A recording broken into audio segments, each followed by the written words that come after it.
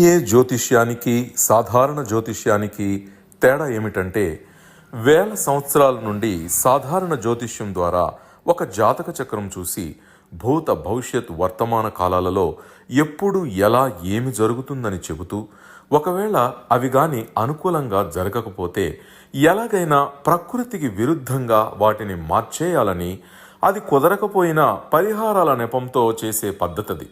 కానీ దానికి మారుగా డిఎన్ఏ జ్యోతిష్యం ద్వారా ఇవన్నీ ఎందుకు జరుగుతున్నాయని కనుగొని ఒక పని చేసే ముందే అది సరైనదా కాదా అని సరైన సమయంలో మనము తీసుకునే మంచి నిర్ణయం జీవితంలో అన్నింటిలో విజయాలు సాధించడానికి సలహాలు మార్గదర్శకాలు చెప్పే నిజమైన జ్యోతిష్య విధానం ఇది.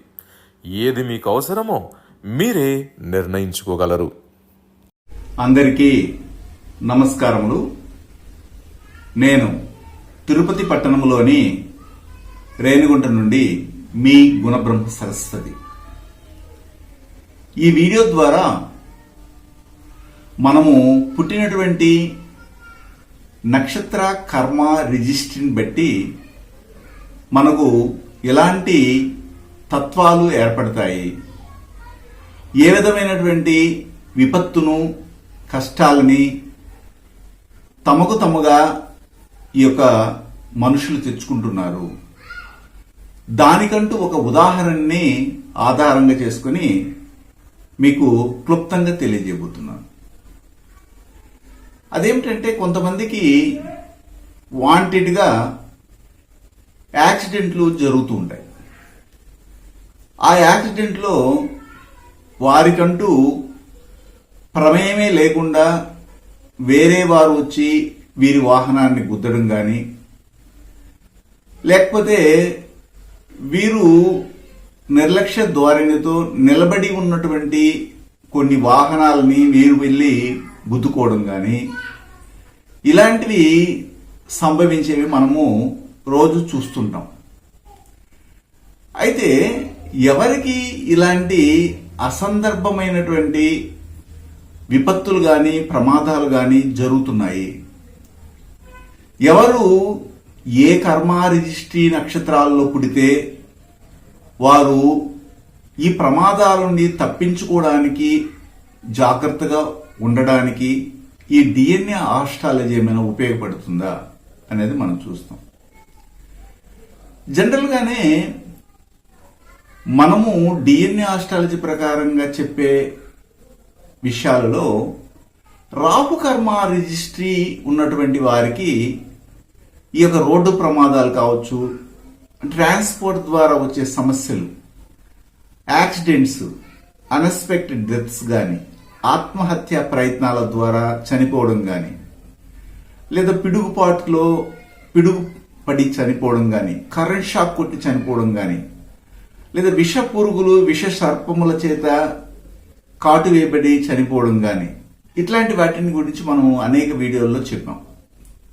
అంటే రాహువు కర్మ రిజిస్ట్రీని తెలియజేసే నక్షత్రాలు 3 ఉన్నాయి. పుష్యమి, విశాఖ, శతభిష నక్షత్రాలు. ప్రపంచంలో 800 కోట్ల మంది జనాభా ఉంటే దాదాపు 75 కోట్ల మంది ఈ పుష్యమి, విశాఖ, శతభిష నక్షత్రాల్లో పుట్టి ఉంటారు.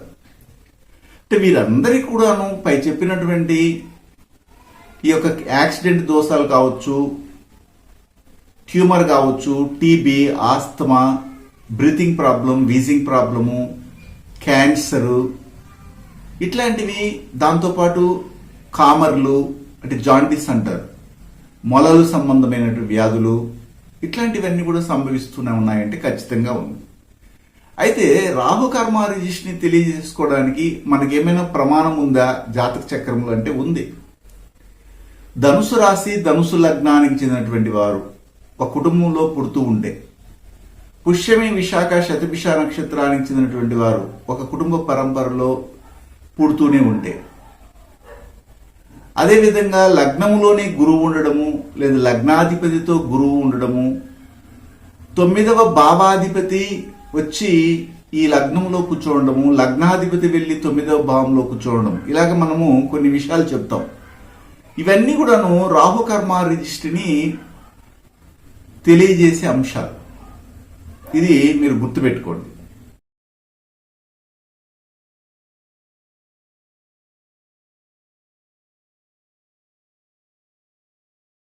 డిఎన్ఏ జ్యోతిష్యం నేర్చుకోవడానికి ఆసక్తి ఉన్న వారందరికీ గురువుగారి తరపున స్వాగతం.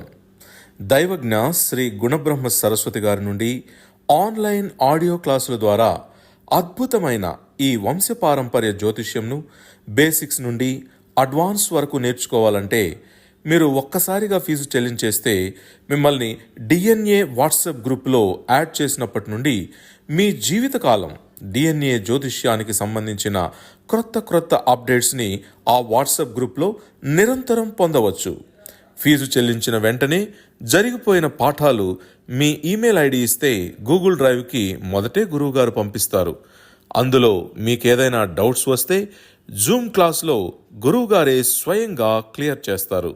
పీడిఎఫ్ కానీ ప్రింటింగ్ మెటీరియల్ కానీ ఇవ్వబడదని గమనించగలరు. దాంతో పాటు కుజ కర్మ రిజిస్ట్రీ, కుజుని యొక్క కర్మ రిజిస్ట్రీ తెలియజేసే నక్షత్రాలు ఏమిటంటే కృత్తిక, పుబ్బ, మూల, రేవతి. ఈ 4 నక్షత్రాలు.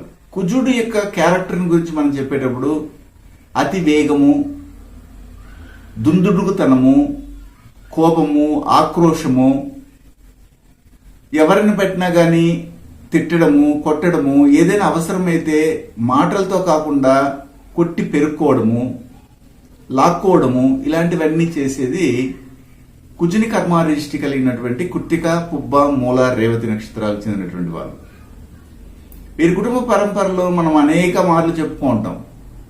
పెళ్లి కాని వాళ్ళు, పెళ్లి అయినా కానీ సరిగా వివాహ జీవితం లేని వాళ్ళు, పెళ్లి లేట్ అయినటువంటి వాళ్ళు, పెళ్లి వద్దనుకున్న వాళ్ళు, పెళ్లి అయినా కానీ త్వరగా వితంతులైన వాళ్ళు, విడోవర్గా ఉన్న వాళ్ళు, police department, military, army, sports, సంగీతము ఇలాంటి వాటిలో ఇంట్రెస్ట్ ఉన్న వాళ్ళు, రెవెన్యూ డిపార్ట్మెంట్లో కానీ రియల్ ఎస్టేట్ కన్స్ట్రక్షన్ ఫీల్డ్లో ఉన్న వాళ్ళు, వీళ్ళందరూ కూడా ఆ క్యాడర్ కిందకి వస్తారు.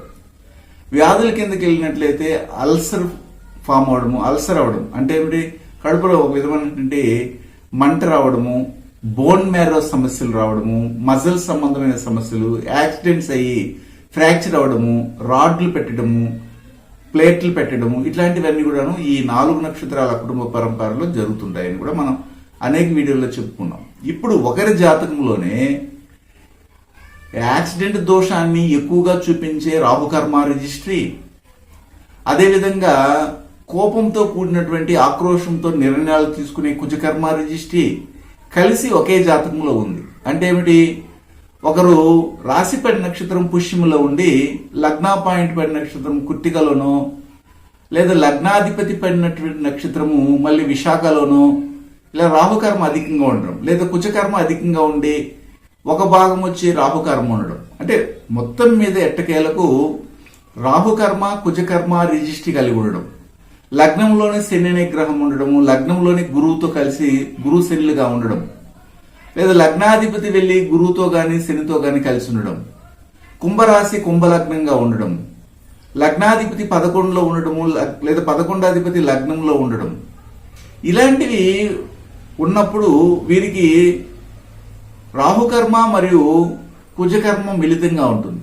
వీళ్ళు ఏం చేస్తారంటే ఇంట్లో సాధారణంగా మాట్లాడుకుంటుంటారు. మాట్లాడుతూ భార్యతో కానీ భర్తతో కానీ భార్య మాట్లాడుకుంటారు, లేదా బిడ్డలు కానీ తన తల్లిదండ్రులతో మాట్లాడుతుంటారు, లేదా తల్లిదండ్రులు బిడ్డలతో మాట్లాడుతుంటారు. ఒక్కసారిగా ఆక్రోషం ఎక్కువయ్యి నేను వెళ్ళిపోతానని చెప్పేసి బయట ఉన్నటువంటి బైక్నో లేదా కారునో సర్రనిచ్చి స్టార్ట్ చేసి వేగంగా కన్ను మిండు తెలియకుండా నడిపే వాళ్ళు ఎవరంటే ఈ రాహు కుజుని యొక్క కర్మారిష్టి కలిసి ఉన్నటువంటి వాళ్ళు. వీరికి వారుగా యాక్సిడెంట్ అయి చనిపోయిన వాళ్ళు ఎక్కువ మంది ఉంటారు. ఇది ఎవరు చేసిన తప్పు లేదండి, తలరాతండి. ఆ విధంగా మాట్లాడినప్పుడు ఇతని కోపం రావడం ఏమిటి? కోపం వచ్చిన వెంటనే కీస్ ఉంటుంది, బైక్ స్కూటర్ లేదా ఏదో కీస్ తీసుకొని సర్రను పోయి ఆన్ చేయడం ఏంటి? అతను ఆ వేగంతో కోపంతో ఏమవుద్దు, ఈ జీవితమే వద్దు, నేను చచ్చిపోతానన్నట్టుగా ఒక ఫీలింగ్ లో ఆక్రోషంతో వెళ్ళి నిలబడి ఉన్నటువంటి కారునో లేదా జీపునో లేకపోతే బులారీనో ఏదో ఒక దాన్ని కొట్టడము, అది క్లాష్ అయ్యేసి వీళ్ళు చనిపోవడం, లేదా వేరే వాళ్ళు ఇతని గుద్దడం, ఇవన్నీ ఎలా జరుగుతున్నాయంటే ఆక్రోషం. గురువు గారి నుండి డిఎన్ఏ ఆస్ట్రాలజీ ప్రకారంగా మీ జాతక పరిశీలన చేయించుకుని సలహాలు మార్గదర్శకాలను పొందాలంటే మా త్రిశక్తి డిఎన్ఏ ఆస్ట్రాలజీ యూట్యూబ్ ఛానల్లో మరిన్ని వీడియోలు చూసి ఒక అవగాహనకు వచ్చాక మీకు ఉపయోగపడుతుందనిపిస్తేనే ఫోన్ ద్వారా కానీ లేదా డైరెక్ట్గా కానీ అపాయింట్మెంట్ కొరకు సంప్రదించగలరు. ఈ ఆక్రోషం కుజుడైతే యాక్సిడెంట్ ఎప్పుడెప్పుడు చేయాలా అని చూస్తున్నటువంటి రాహు కర్మ కూడా వీళ్ళిద్దరు కలిసినప్పుడు, ఒక జాతకంలో ఇద్దరు కలిసినప్పుడు అనవసరంగానే జరుగుంటుంది ఆ సంఘటన. నేను మొన్నటికి మొన్న ఒక బెంగళూరు నుండి ఇలాంటి ఒక దుర్ఘటన జరిగినటువంటి ఒక పేరెంట్ని కలిశాను నా దగ్గరికి వచ్చినప్పుడు. మా అబ్బాయి 9th క్లాస్ చదువుతాడండి, బాగా చదువుతాడు. కానీ నేను బయట తిరిగేసి వచ్చాను, రియల్ ఎస్టేట్ కన్స్ట్రక్టర్. నేను ఆ కన్స్ట్రక్షన్ అయిన తర్వాత వచ్చాను, కొద్దిగా లాస్ అయినట్టుగా ఈ యొక్క లేబర్స్ చెప్పిన మాట వినకుండా పోవడం వల్ల ఇసుగ్గా ఇంటికి వచ్చేసరికి తను సెల్ ఫోన్ పెట్టుకుని ఆడుకుంటున్నాడు. నేను ఇంత కష్టపడి పగలు రాత్రి లేకుండా ఎండా వాన లేకుండా తినకుండా ఎవరి కోసం కష్టపడేది, నీకోసమే కదా, ఒకగానికొక కొడుకువి, బాగా చదువుకుని ఏడిస్తే ఏమి రా నీదేం పోతుందని అన్నాను. వాడు సైలెంట్ గా పైకి వెళ్ళిపోయాడు. పైకి వెళ్ళి మిద్ది మీద వానికి ఒక రూమ్ ఉంది, ఆ రూమ్ లో రానే రాలేదు చాలా సేపటి వరకు. మళ్ళీ 5 గంటలకి వెళ్ళి చూస్తే అతను హ్యాంగ్ చేసుకుని చనిపోయి ఉన్నాడు. ఇది చాలా విచారకరమైనటువంటిది. ఇలాంటి వారికి రాహుకర్మ మరియు కుజకర్మ, వాళ్ళ నాన్నకి ఆల్రెడీ కుజకర్మ ఉంది. అప్పుడు అతని జాతకంలో ఏమి కర్మ రిజిస్ట్రీ ఉంది? ఇలాగ జరగడానికి ఏమైనా సంఘటన జరగడానికి ఏమైనా ఆ యొక్క కర్మ పూర్వజన్మలో చేసుకున్న కర్మ లేదా కుటుంబ సభ్యుల ద్వారా ట్రాన్స్ఫర్ అయినటువంటి కర్మ ఏమైనా అతన్ని ప్రబలం చేస్తుందా? ఇవన్నీ ఎవరు చెప్తారు మీకు? సాంప్రదాయ జ్యోతిష్యం ఎట్టి పరిస్థితులు చెప్పదు. అది ప్రెడిక్షన్ చెప్తుంది. రేపేం జరుగుతుంది, ఎల్లుంటే ఏం జరుగుతుంది, అవతల నాడు మీరు ఏం తింటారు, అవతల నాడు తర్వాత మీరు ఎక్కడికి వెళ్తారు చెప్తుంది. కానీ వెళ్ళేదిలా పోయేదిలా తినేదిలా ఏమీలా, ఊరికే జస్ట్ రాయేస్తుంది. ఫ్యూచర్ ఫ్యూచర్ ఫ్యూచర్ అనేసి ఏడుస్తూ చెప్తుంటారు. కానీ మీరు ఈ రోజు నిర్ణయం తీసుకున్నదే కరెక్ట్. మీరు ముందుగా అలర్ట్ మెసేజ్ మనం ఇస్తాం. డిఎన్ఏ ఆస్ట్రాలజీ అంటేనే అలర్ట్ ఆస్ట్రాలజీ. ఇలా ఉంది మీ అబ్బాయి జాతకంలో, ఇలా జాగ్రత్త పడండి అంటే అది ఎవరికి కళ్ళు తెలియటం లేదు, గుడ్డిగానే పోతున్నారు. ప్రపంచంలో ఇది యూనివర్సల్ ఫార్ములా. నేను ఇప్పుడు చెప్తున్నటువంటి విషయం రాహు మరియు కుజుని కర్మ రిజిస్ట్రీ ఒక అబ్బాయి జాతకంలో గాని ఒక అమ్మాయి జాతకంలో గాని ఉంటే వారికి వారుగానే కోపంతో చేసుకునే ఆత్మహత్యలు గాని, వారికి వారే వాహనాలు నడిపి కావాలని ఒక గోడకో లేకపోతే ఒక చెట్టుకో ఒక లారీకో ఒక వాహనానికో గుద్దుకొని వద్దు ఈ జీవితం అనేసి వెళ్ళిపోయిన వాళ్ళే చాలా మంది ఉన్నారు. దయచేసి నేను చెప్పినటువంటి విషయాల్ని ఆషామాషిగా తీసుకోకండి. మీ బిడ్డల జాతకంలో మీ జాతకంలో పరిశీలించి చూడండి. ఎప్పుడైతే ఇలాంటి రాహుకర్మ రిజిస్ట్రీ కుజకర్మ రిజిస్ట్రీ రెండూ మేళవించి మన బిడ్డల జాతకంలో గాని, మన కుటుంబ సభ్యులు భార్య జాతకంలో గాని, లేదా తల్లి జాతకంలో గాని, లేకపోతే మీ జాతకంలో గాని ఉందా, దానికి ఏమిటి మనం చేయాల్సిందంటే దాని నుంచి మనము మంచిగా డైవర్ట్ అవ్వాలి. దీనికి పరిహారం లేదు. ఆ కోపాన్ని ఆ సమయంలో కొంచెం తగ్గించుకుని ఏదో ఒక దాన్ని కౌంట్ చేయడం కానీ, లేకపోతే కొంచెం ప్రశాంతంగా ధ్యానం చేయడం కానీ చేస్తే ఆ నిమిషం దాటిపోతుంది. ఆ తర్వాత ప్రశాంతంగా ఉంటారు. ఇలాగ ఎంతమంది బిడ్డలు క్షణికమైనటువంటి ఆవేశంతో యాక్సిడెంట్ గురవుతున్నారు, క్షణికమైనటువంటి ఆవేశంతో నిర్ణయాలు తీసుకోవడం వల్ల తిరిగి రాని లోకాలకు వెళ్ళిపోతున్నారు. ఇవన్నీ కూడాను మన జాతకంలోనే ఉంటుంది. ఆ జాతకాన్ని పరిశీలించినప్పుడు ఈ కర్మ రిజిస్ట్రీ ఉంది, జాగ్రత్త పడండి అని మనం చెప్తాం. ఎప్పటి వరకు జరుగుతుంది, ఇది ఏ సమయంలో జరుగుతుందని వెంటనే క్వశ్చన్ వేస్తారు. మీకు జన్మనిచ్చిన భగవంతుడు మీకు ఎప్పుడైనా కానీ అలర్ట్ గా ఉండమని చెప్తాడు. యాక్సిడెంట్ జరిగేంత ఆ ముందు రోజు మాత్రమే మీరు జాగ్రత్తగా వెళ్తారా? చాలా మంది షుగర్ టెస్ట్ చేసుకోవడానికి డాక్టర్ చెప్తే షుగర్ టెస్ట్ చేసుకురమ్మని చెప్తారు. ముందు 2 రోజులు 3 రోజులు మాత్రం అన్నం తినకుండా డైట్ ఉండి చెకప్కి వెళ్ళి ఆ రిపోర్ట్ తీసుకెళ్లి తక్కువగా ఉందని చూపించి ఆపరేషన్కి వెళ్ళే వాళ్ళు కూడా ఉన్నారు. అంటే అర్థం ఏమిటి?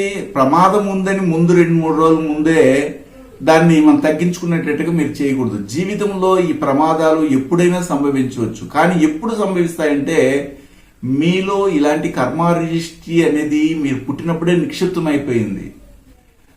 ఆ కర్మ అనేది ఎప్పుడైనా మీ ముందరొచ్చి నిలబడవచ్చు. దానికంటూ కాలము, సమయము, లేకపోతే ఇంతనేసి ఈ దశని, అంతర్దశని, సూక్ష్మ ప్రాప్తి దశలు అని ఉండవు. మీరు మీ బిడ్డల్ని పోగొట్టుకున్న తర్వాత, మిమ్మల్ని మీరు పోగొట్టుకున్న తర్వాత మీ బంధువులు ఎత్తుకెళ్ళి ఒక జ్యోతిష్యం దగ్గర ఇస్తే ఏలినాటి శని జరుగుతూ ఉందండి, అష్టమ శని జరుగుతూ ఉందండి, లగ్నంలోనే ఇలాంటి ఉన్నారండి, ఈ లగ్నాధిపతి యొక్క దశాభుక్తి జరుగుతుంది, అందువల్ల జరిగిందనేసి కాకమ్మ కథలు చెప్తారు. అవన్నీ నమ్మకండి.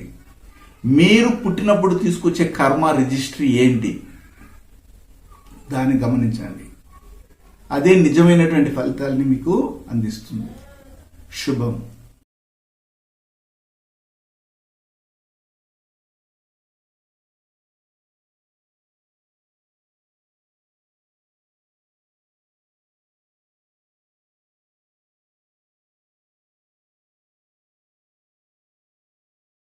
హిమాలయాలలోని యతీంద్రులు అవధూతలచే మహామంత్రోపదేశం పొంది వారి గురు పరంపరలో దైవజ్ఞ శ్రీ గుణబ్రహ్మ సరస్వతి గారు అధర్వణ వేద దక్షిణాచార పద్ధతి ద్వారా పూర్వం వశిష్ఠ వాల్మీకాది ఋషులు చేసిన విధంగా విలువ కట్టలేని అమూల్యమైన 24 హోమాలను ఏకకాలంలో ఒకే హోమగుండంలో గత 24 సంవత్సరాలుగా లోక కళ్యాణం కొరకు కర్మ విమోచన హోమక్రియను చేస్తూ నమ్మి వచ్చిన నిజమైన భక్తులకు శ్రీ జగన్మాత కృపతో మంచి చేస్తున్నారు. కర్మ విమోచన పొందాలనే ఆసక్తి ఉన్నవారు ముందుగానే గోత్రనామాలను నమోదు చేసుకోగలరు.